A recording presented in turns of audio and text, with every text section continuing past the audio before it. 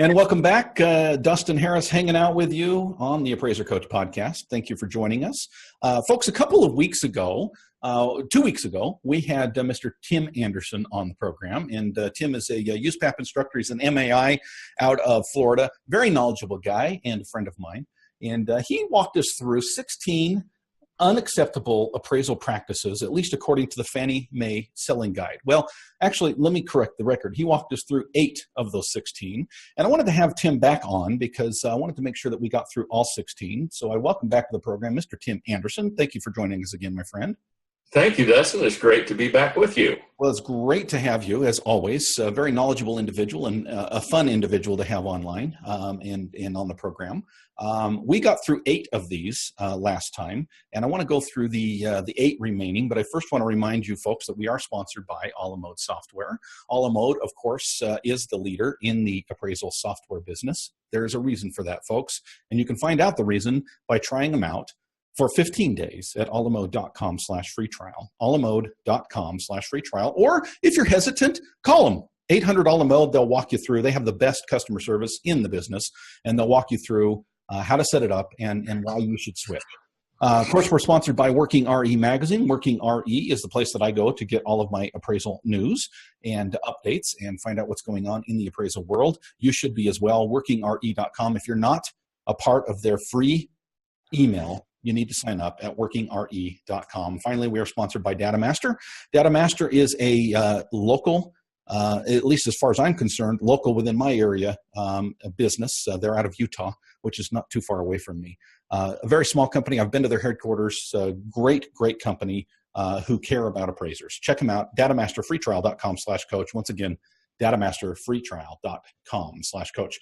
Well, Tim, we talked about 8 unacceptable appraisal practices, at least according to the Fannie Mae Selling Guide. And you mentioned you can just Google that, right? Just Fannie Mae Selling Guide, it'll pop up and you can read through these, right?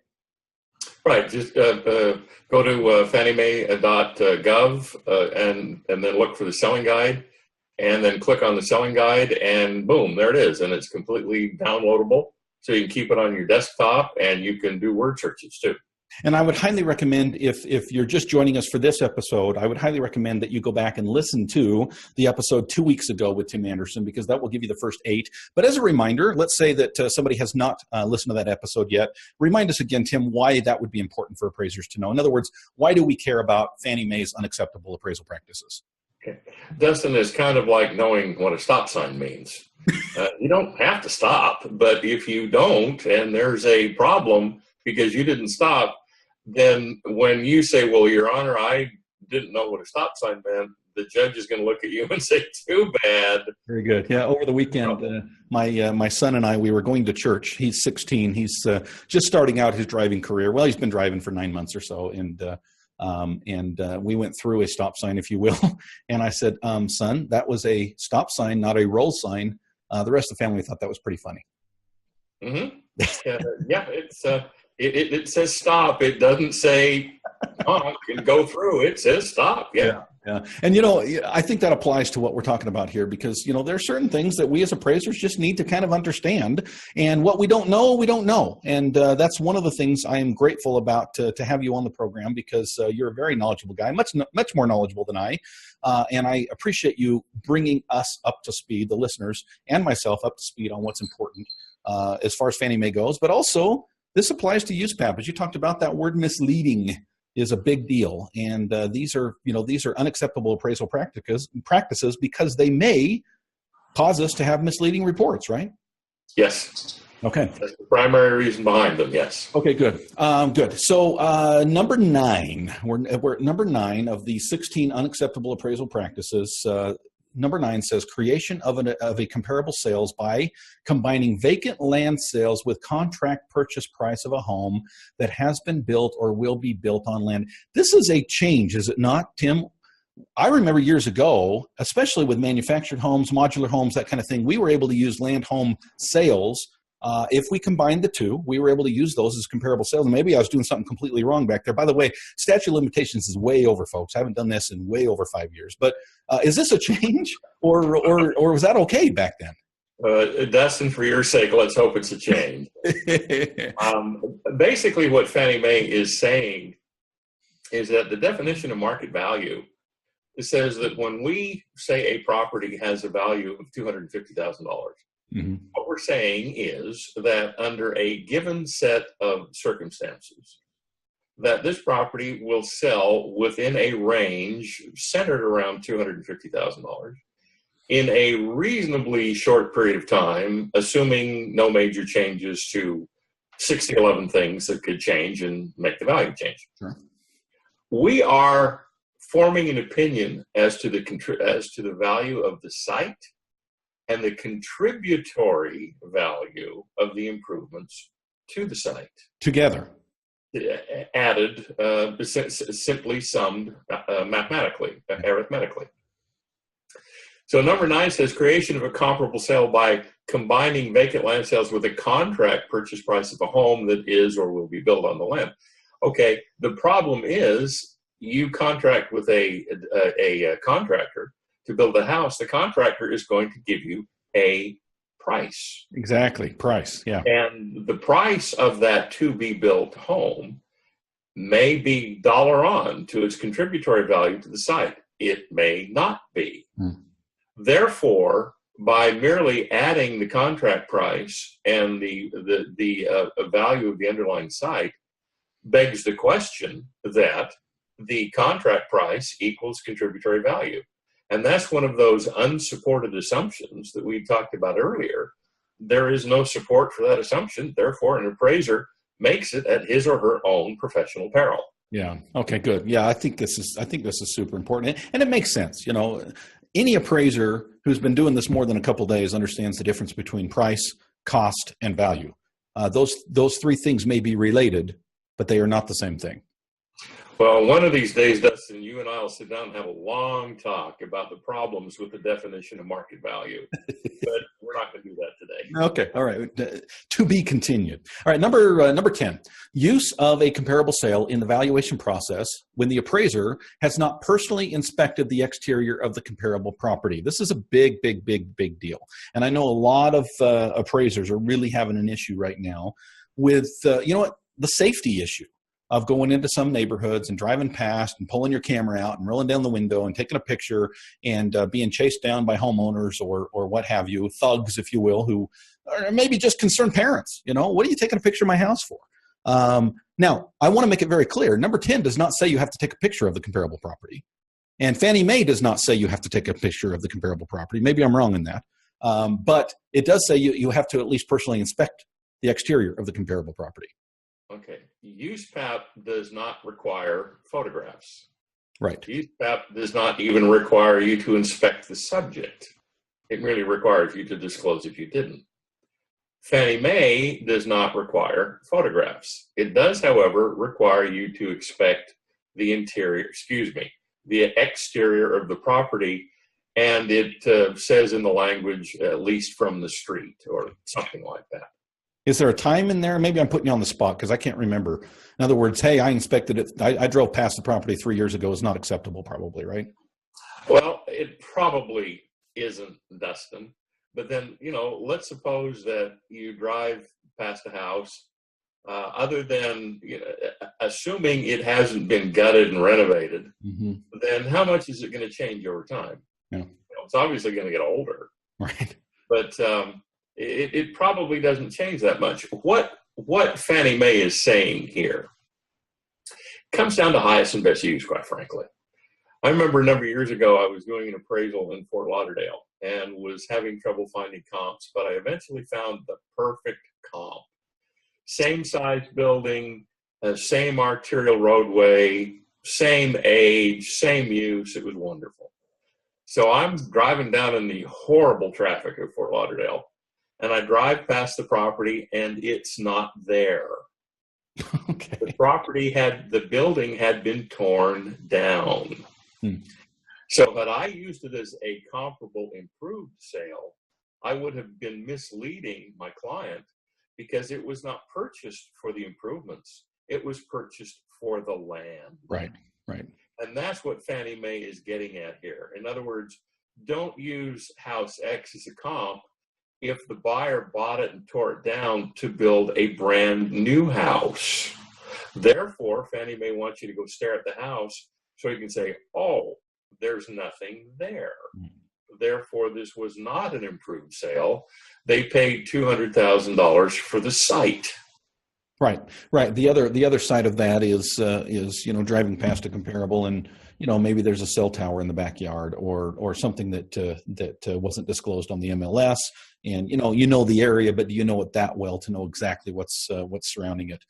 Those things are important as well. But I want to make sure I close the loop on something you said earlier. USPAP does not require photographs. Fannie Mae does not require comparable photographs, or at least. Is that accurate? Does Fannie Mae require? I honestly, I'd have to go back and look. I can't remember what the certification says on a Fannie Mae form. But is this a client? In other words, Fannie Mae requires that we drive past the property, and isn't it the client requirement that says we want photographs basically to prove that you did drive past the property? Am I understanding that correctly? As I understand the wording, yes. Fannie Mae does not require photographs. That is typically a lender requirement. Okay, good. Okay. All right, number 11, use of adjustments to comparable sales that do not reflect market reaction to the differences between the subject property and the comparable sales. Are you telling me that I can't lick my finger and stick it in the air anymore? Well, you can, but you better be able to support the adjustment that wet finger gives you. Remember when I got started in the business, I was appraising a house with a fireplace. Florida doesn't have a lot of fireplaces. So I stood up from my cubicle and said, what's a fireplace worth? And somebody said $1,500. So I used the $1,500 adjustment, not knowing any better. Yeah. Well, I see appraisals today with fireplace adjustments of $1,500. And this is 30 years later. Right. So the point is, we are charged, our charge is to come up with an opinion of market value. If we're just pulling value out of the air, which is called atmospheric extraction, then we're not coming up with market value. We're coming up with market value plus atmospheric extraction. And there isn't a definition for that. Yeah. So if you look very carefully at the definition of market value, it says the only component you're going to have in your final value opinion is that of the real estate, not the real estate and your scientific wild ass guesses. At least it's scientific. Yeah, scientific, yeah. Okay. All right, good. Number 12, not supporting adjustments in the sales comparison approach. Isn't that just number 11 restated? That's number 11 restated, pretty much. If you're going to use an adjustment, there better be support for it. Now, does that mean that you have to have a dream one night in which an alien climbs off a flying saucer and hands you the adjustment? No. It just means that somewhere, somehow, you got to have market adjustment for it. Chances are, Dustin, all you're going to get is a range anyway. Right. So, okay, a pool, what's a pool worth? I don't have a clue. But all of the data that I've developed, that I've seen for your typical standard single-family house down here, and where I live, there are a lot of pools, is between $8,000 and $14,000. Now, you say, well, it cost me $50,000 to put in that pool. Okay. It's worth between 8 and 14. Okay, Is good. that what the market says? Good. I love it. Yes. In other words, you've got to have more to point to than, as we talked about, that finger in the air. You've got to be able to point to something. How accurate that is? I mean, you for lack of a better term, we do the best we can, right? Well, if you look at the very top line on the 1004 form, it says Fannie Mae wants an accurate appraisal. And way too many appraisers misinterpret the word accurate. An appraisal, by definition, is an opinion. And opinions are neither accurate nor inaccurate. They are well-formed or they are poorly formed. Okay. The accuracy refers to the data the appraiser uses to come up with a value opinion. Therefore, an appraisal can be inaccurate if the appraiser is getting the adjustment via atmospheric extraction. Good. Okay, good. Number 13, somewhat related, but a little bit different, failure to make adjustments when they are clearly indicated. I'm guessing what this means is there should have been an adjustment, but none was made. There should have been an adjustment, but none was made, remembering that an adjustment can be zero. Mm-hmm. Okay, good.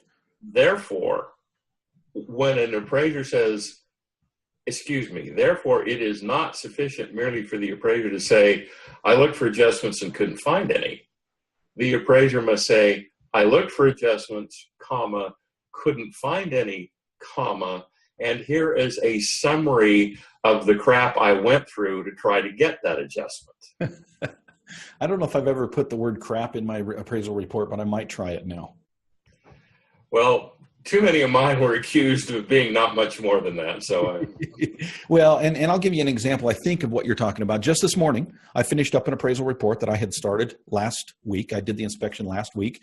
And when I got out of my car, it was very clear that I could hear freeway noise. And of course, I knew in general where I was. It didn't come as some big surprise. Although, as I was driving to the property, I thought to myself, I wonder whether or not I can hear.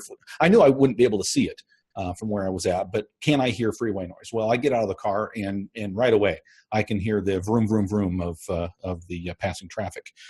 I had actually pulled some comparables, went back and pulled a few more and used the map feature in my MLS to make sure that I pulled comps that were very similar in location to that very freeway, or one that was also similar in traffic that was nearby.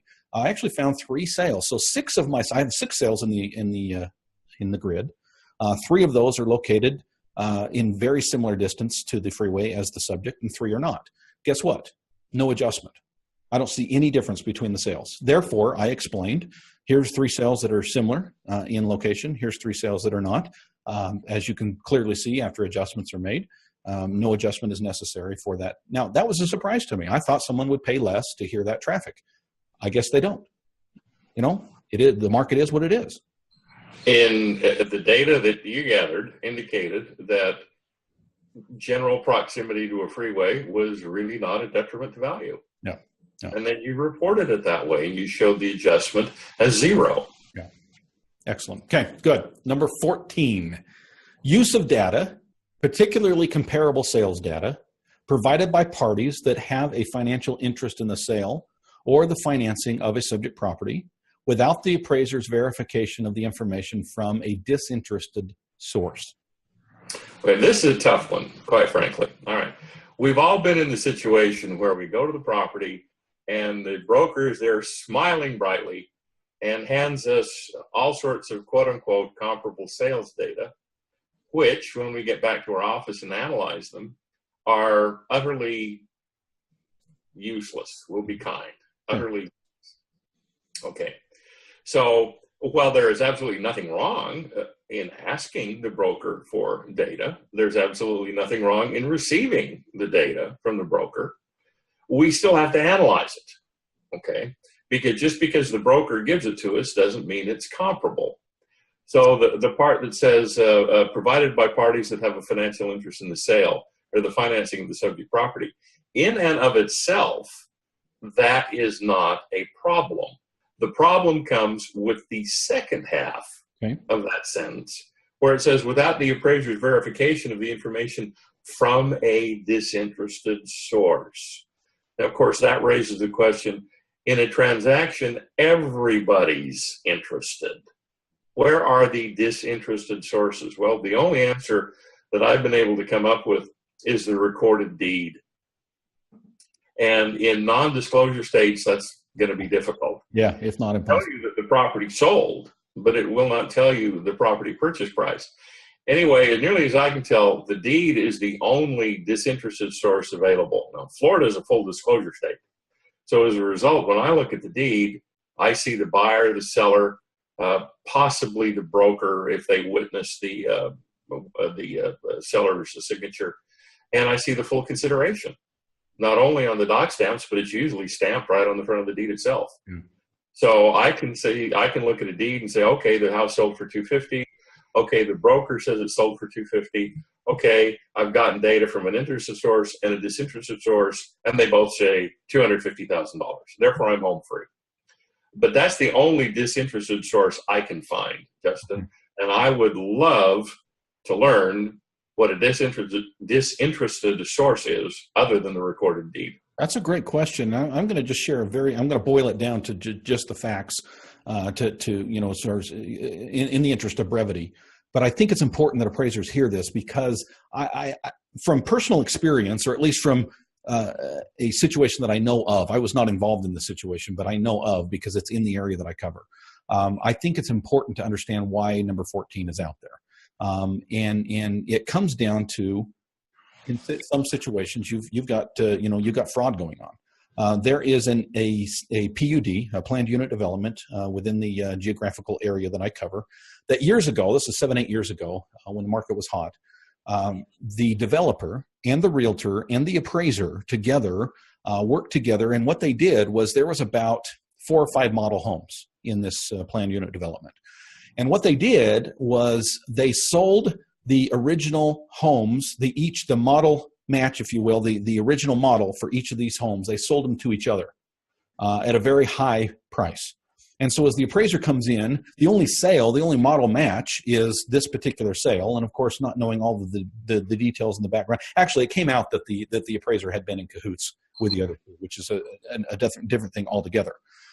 But what was going on is they were selling homes, model homes, at a very high price. And then as the appraisers would come in to appraise new sales, or even the buyers were coming in, third-party buyers were coming in and saying, I want to buy a home. Well, guess what? Your home is worth this much, and here's another sale across the street that's a very similar square footage, layout, everything else, that's sold for X amount. They were setting the market price. As an appraiser, if you're not verifying that information through a disinterested source, you can end up in some big trouble. And by the way, the appraiser did. He lost his license over it, from what I understand. And perhaps went to jail? He did not in this situation, from what I understand. He lost his license. He did not go to jail. I don't know the details of how involved he was, but from what I understood, he kind of understood what was going on. So it's interesting that he didn't end up in jail. Well, yeah, that's not, unfortunately, Dustin, that's not uncommon. Yeah. Okay. Number 15, development of an appraisal or reporting an appraisal in a manner or direction that favors the cause of either the client or any related party, the amount of the opinion of value, the attainment of the specific result, or the occurrence of a subsequent event in order to receive compensation or employment for performing an appraisal, or in the anticipation of receiving future assignments. Okay, that's a lot of words. Boil that down for us, Tim. Okay, I'm going to give you 2 examples, one real, one hypothetical. The real example, and this happened to me, is I get a call from an attorney, and there's been a death, and wants me to appraise the real estate for the estate. And his closing statement is, okay, this is an estate, bring it in low. Right. Okay, well, my response was, well, I'll bring it in where the market tells me to bring it in. And then he says, well, I'm hoping low. Anyway, I did the appraisal, and everything went fine, and so on and so forth. Now, this is totally hypothetical, and I made it up. Okay, so there's no reality in this at all. You appraise a property for a nice young couple, and they're the buyers. Excuse me. You appraise the property for the lender. The buyer is a nice young couple. He's a wounded veteran. And you come in about $25,000 under the contract price. Now, 2 days later, you get a phone call, absolutely irate phone call from the broker, who is just spitting nails. She's so mad. And she tells you in so many words that this nice young couple has got to have this house because it's near the only VA hospital in this part of the United States that is able to treat this wounded veteran for the wounds that he has. The young daughter is autistic, and her school, the only school that can help her, is located about 5 miles away. It's the only school in the state that can help her, is located about 5 miles away. And your appraisal that came in $25,000 too low is stopping a veteran who sacrificed his health for the benefit of the United States, and is stopping a young woman, a young girl, an autistic young girl, from learning so that she can take her proper place in society. What makes you, Mr. Appraiser, so highfalutin, high and mighty that you're going to turn these people down? Yeah, that never happens. Well, no, of course not. So the question is, what do you do? And of course, the textbook answer is, well, you swallow hard and thank the veteran for his sacrifice, and you leave the appraisal where it was. Yeah. Unless you can find a really good reason to change. Right. But if you're favoring either party, you can say, well, these are nice people. The range is somewhere between 250 and 275. I was going to go 250, but I'll go 270 because they're nice people. Right. Okay, that is, damn it, that is appraising in a manner or direction that favors the cause of one of the parties. Yeah. And Fannie Mae says no. And the reason Fannie Mae says that is because USPAP says the definition of an appraiser is one who is expected to produce assignment results in a manner that is independent, impartial, and objective. And as soon as you say, well, I'll fudge it up because they're nice people, yeah. You just lost your independence, your impartiality, and your objectivity. Therefore, you've ceased to be an appraiser. And if you do not disclose that you have ceased to be an appraiser, that lack of disclosure has misled your client into thinking that you still retain those three characteristics. Yeah. Yeah, I think we've all been there as appraisers. I remember standing in the living room of a borrower with a young girl laying on the bed, on the couch. And I was told very bluntly that if my appraisal didn't reach a certain number, that this young girl was going to die because they couldn't afford treatments for her cancer anymore. So I won't tell you what I did with that appraisal, but let's just say I didn't feel like I could be impartial at that point. So makes sense to me. Yeah. Number 16, finally, and this, by the way, is a continuation of number 15, but it is a little bit different. In other words, the end of 15, you should know, says or, and then we go right into 16, development of or reporting an appraisal in a manner that is inconsistent with the requirements of USPAP in place as of the effective date of the appraisal. In other words, we're talking about we are required to obey or at least adhere to USPAP, the current USPAP, right? Yes. Yeah. If you look at Standard 2-3, and I think it's the 7th bullet point, but don't quote me on that, it says I have done this appraisal in accordance with USPAP. And USPAP says I'll be honest, impartial, or independent, impartial, and objective, and I won't favor anybody, and I'll confirm all the data, and blah, blah, blah, blah, blah. Well, if you didn't, but yet you signed the certification, you have misled the reader into believing that you did the things in reality you didn't. Mm. And that's a violation not only of USPAP, but it's also a violation of Fannie Mae guidelines, because it says right here, if you develop or report an appraisal in a manner that's inconsistent with USPAP, bad on you.